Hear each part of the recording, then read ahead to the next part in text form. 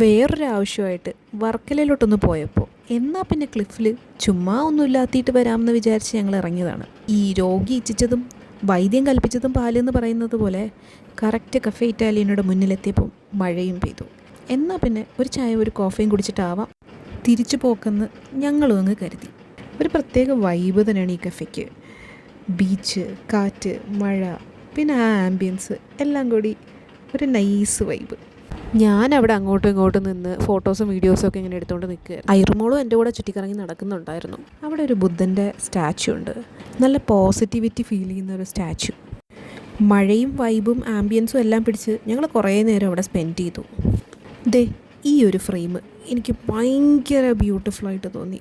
മഴയില്ലായിരുന്നെങ്കിൽ അവിടെ പോയി ഇരിക്കാൻ വേറൊരു വൈബ് തന്നെ ആയിരുന്നേനെ. പിന്നെ നല്ല ഫോട്ടോസും വീഡിയോസും ഒക്കെ എടുക്കാനും പറ്റിയൊരു സ്പോട്ടാണത്.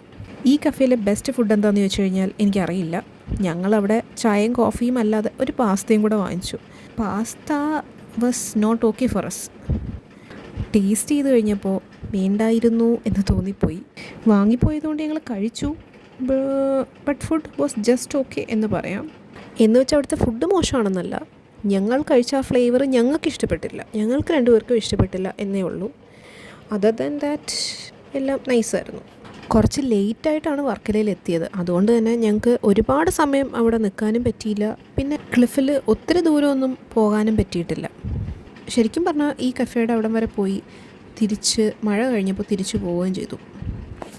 അപ്പോൾ ഓക്കെ ടാറ്റാ.